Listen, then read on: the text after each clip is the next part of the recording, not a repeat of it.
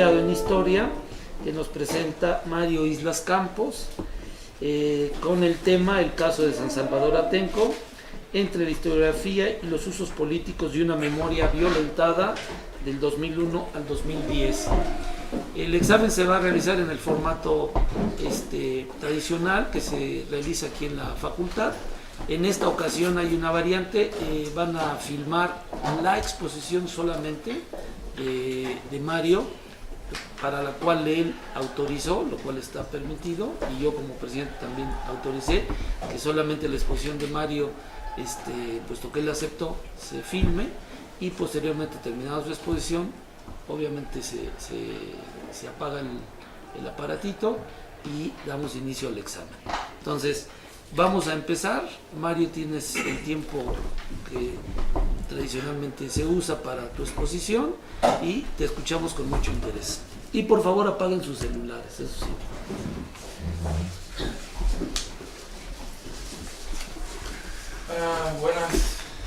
Buenas tardes todavía. Voy a hablar sobre mi tema. Mi tema le puse por título el caso de San Salvador Atenco, entre la historiografía y los usos políticos de una memoria violentada, entre la temporalidad de 2001 a 2010. Para iniciar todo, debo hablar que dividí mi investigación en 3 capítulos. Estos 3 capítulos van de acuerdo a un proyecto teórico, un proyecto práctico y el otro proyecto que también recibe una condicionante práctica. Para empezar, el acontecimiento de San Salvador Atenco es una de las coyunturas históricas más interesantes que ha habido en nuestra historia reciente, ya que vimos el autoritarismo político y la violencia política a su plenitud. Para iniciar, voy a plantear esta cuestión de que el historiador tiene ese problema de distanciamiento para con la historia, para con la escritura, y un distanciamiento para con los seres vivos. El primer capítulo, que se llama La ruptura, aportes de la historiografía cultural, el historiador tiene un problema con hablar con los vivos. Sí establece contacto con los muertos porque tenemos esa condición que Michel de Certeau denominaba que un espacio mortorio, un espacio de la muerte. Ese espacio es lo que nosotros vamos a historiar, pero no nos hemos preguntado si nuestra disciplina tiene una función social como tal. Y esa función social es llevar a cabo un discurso con el vivo. El primer capítulo ahonda en lo que es la historia política actual en México, que lamentablemente está diseñada para establecer solamente lo que son las memorias herméticas y las memorias, en este caso, de archivo, y las memorias del poder. Esto lo dice en su traverso, que el historiador en la historia política ramifica un discurso unilateral, un discurso que solamente ve para con el académico. Entonces, todo ese trabajo que lo abordo desde la historia política y desde la historia del tiempo presente ahonda y se focaliza en lo que pasó en San Salvador Atenco. Dividí mi tesis en la temporalidad de 2001 a 2006 y 2006 a 2010. De 2001 a 2006 se plantea un cambio paradigmático dentro de la estructura autoritaria en México, cuando se plantea la cuestión de que México va a entrar a una democracia. México inicia y rompe los esquemas prácticos del autoritarismo. Eso es lo que muchos tenían en la cabeza y en mente. El imaginario social se movía con el trance del cambio. Y algunos de los campesinos que entrevisté decían y estaban seguros, esto es un cambio, yo quiero algo bueno para mi familia, para mis hijos, para la tierra que les quiero legar. Y recuerden que en el 92, desde el 92 en adelante, más bien desde los 80 en adelante, se quebró la cuestión de la participación del campesino y se privatizó la tierra. Entonces, Alan Knight, historiador de la Revolución Mexicana, planteó que el campesino quería un cambio, que muchos votaron por la oposición, por el PAN, para dejar fuera el partido hegemónico. El campesino que entrevisté, que se llama Adán Espinosa, me relató en un momento dado que él veía nuevos bríos y se sentía identificado con la nueva ola democrática. De ahí, unos meses después del triunfo de Vicente Fox, encuentra que San Salvador Atenco estaba rodeado de granaderos. Cada uno de los granaderos iba con la misión de golpear, de torturar y decirles que esta tierra no les pertenecía. Entonces Adán me relata, no puedo creer el hecho de que me estén quitando lo único que tengo para el bienestar de mi familia y lo único que tengo para poder llevar esta cuestión de mi horizonte. En este caso, dice Peter Burke que los movimientos sociales surgen del quiebre entre el horizonte de expectativa y la realidad. Cuando un movimiento surge, es que regenera los códigos culturales que emanan de los hombres. En este caso, un código popular y un código legal. El discurso de la Revolución Mexicana, del periodo revolucionario y posrevolucionario, se quebró al tratar de establecer y expropiar las tierras, quitarle las tierras a los campesinos. Básicamente el metro cuadrado iban a pagar entre 6 a 7 pesos y Adán me dice, en ese momento una Coca-Cola costaba 6 pesos, 7 pesos, ¿no? Entonces, ¿cómo voy a dejar que me quiten la tierra? De 2001 a 2002 entra lo que se crea un movimiento que es el Frente de Pueblos en Defensa de la Tierra, con su líder Ignacio del Valle Medina, y articulado por familias ejidales, por 13 conjuntos ejidales, y todos estos divididos por ciertas personas, entre ellos Ignacio del Valle y también Adán Espinosa Rojas. Cuando empecé a ver la situación, también vi la cuestión de que muchas universidades, entre ellas la Universidad de Chapingo, la UNAM, entre otras, apoyaron a la causa, apoyaron al movimiento porque tenían una razón de ser. Estos códigos culturales habían simpatizado, pero al mismo tiempo penetrado en el imaginario colectivo del mexicano. Y eso se expandió a tal grado que llegó a internacionalizar el movimiento. Entre 2002 a 2003 hay un movimiento traumático para los miembros del Frente de Pueblos en Defensa de la Tierra en Acolman, cuando varios campesinos fueron a protestar contra el gobierno de Arturo Montiel sobre la cuestión de las tierras. Esos campesinos iban nada más a dialogar y básicamente fueron acusados, fueron golpeados por granaderos y muchos recibieron heridas, incluso uno de los campesinos murió. De ahí el proceso fue seguir en la lucha, seguir manifestándose, haciendo una cuestión de marchas culturales, resistencia cultural, que es el concepto que utilizo, para poder llegar a la sociedad y al mismo tiempo poder describir y escribir un discurso que tenga coherencia dentro del relato del neoliberalismo. Entonces, de ese plazo a 2002 es cuando por fin se logra que se caiga el decreto, que caiga la cuestión de quitarle sus tierras para la construcción de un nuevo aeropuerto para la Ciudad de México. Se cae y los campesinos y sus familias, algunos estudiantes universitarios, otros simpatizantes, etcétera, etcétera, fueron e hicieron fiestas, hicieron representaciones culturales y de ahí no paró. Estuvieron haciendo uso de sus facciones políticas y recursos de su conciencia social para establecer relaciones con otros pueblos. De 2002 a 2006 ellos tienen una importante participación política, para evitar que el PRI siga siendo, junto con el comisariado ejidal, ciertas elecciones que iban no de acuerdo a las comunidades campesinas y a las de San Salvador Atenco. Bueno, de 2006 a 2010 entra lo que algunos medios periodísticos han denominado como la venganza política en San Salvador Atenco, que es un acontecimiento que se televisó, un movimiento que se estigmatizó, que muchos han visto. En el 2006, en el 3 y 4 de mayo, fueron básicamente arrestados 200 personas, violadas sexualmente 26 mujeres,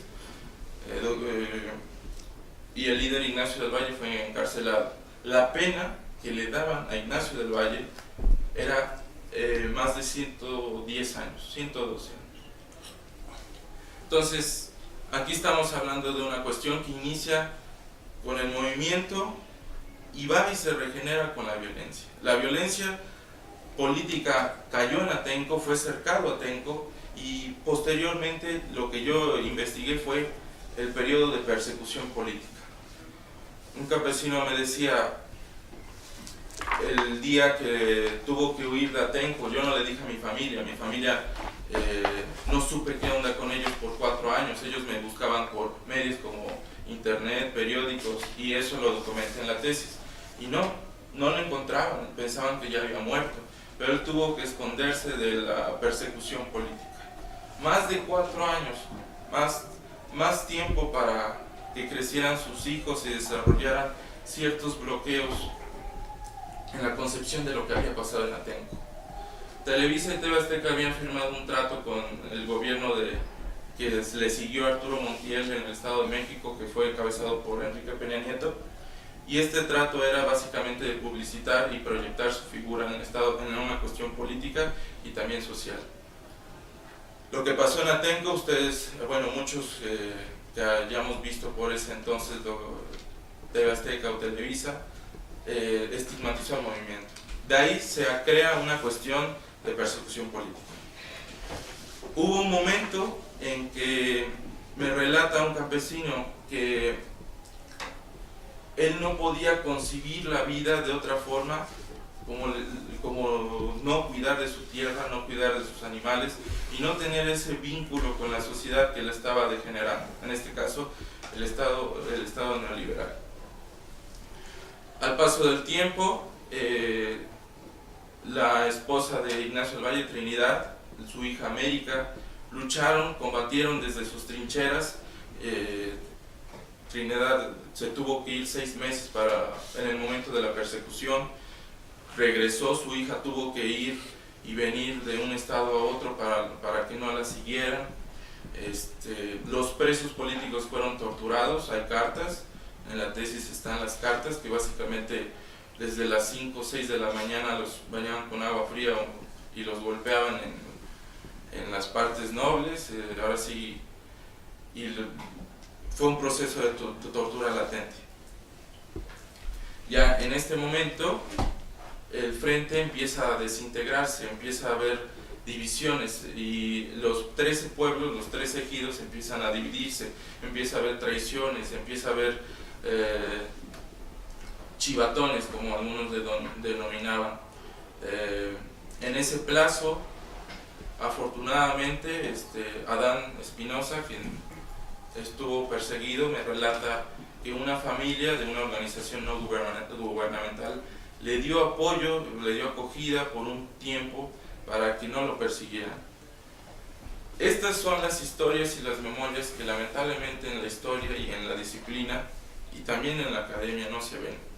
Estas son las historias que transitan y dejan y son un humo huidizo que lamentablemente no penetra en la conciencia social. Y llegó un punto de que las manifestaciones, la resistencia cultural, las expresiones populares y culturales se unieron e hicieron que el movimiento, cuando se internacionalizó por 2013 y 2006, llegaron a un clímax.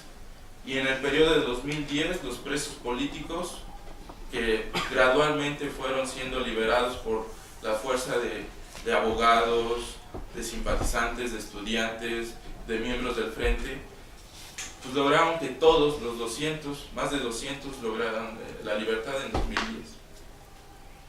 Ignacio del Valle saldría de la cárcel y vería un panorama diferente, pero todavía doloroso. De ese tramo, a las personas que entrevisté, también un fotoperiodista de la jornada me comentaba que uno de los muralistas que estaban muy en conjunto con los líderes del Frente de Pueblos fue un espía, y él introdujo lo que fueron libretas llenas de información a lo que es el Estado mexicano. La policía, sabemos, lo primero que quiere demostrar o encontrar es información.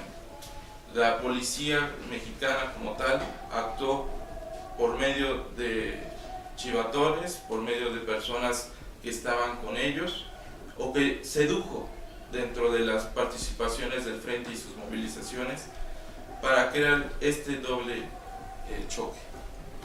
De 2010 a 2014 está un panorama pesado, porque los comisionarios ejidales, entre ellos Méndez, tuvieron una cuestión muy interesante que articularon con el PRI, que fue básicamente empezar a quitarles las tierras a los campesinos de una forma legal. El Frente de Pueblos no fue el mismo, ya se dividió, los 13 pueblos ya no están en contacto, pero están también hay divisiones y fragmentaciones del mismo. Hay un peligroso porvenir, y eso es lo que nos han narrado algunos de los campesinos. Su horizonte de expectativa, su horizonte de esperanza, se ve delimitado por las condiciones del actual país, que viven en el neoliberalismo salvaje. Para finiquitar la exposición, Adán me dice, después de que hayan borrado su símbolo, que era un mural con Emiliano Zapata, del Auditorio Emiliano Zapata de San Salvador Atenco, después en el 2013, que ahí era la zona donde convergían las historias y donde hablaban los hombres y las mujeres. Ahí en ese momento vio cómo se estaba coludiendo su pequeño municipio por gente que era básicamente nacida de ahí, pero que establecía relaciones desde el comisionario ejidal con el partido oficialista. Me dice, yo antes de que tuve que salirme de Atenco por la persecución, hubo un instante donde vi que 20 personas estaban violando a una mujer y no pude hacer nada. Me estaban golpeando y no pude hacer nada. El historiador lamentablemente todavía no trabaja con la cuestión de la represión política ni la violencia política.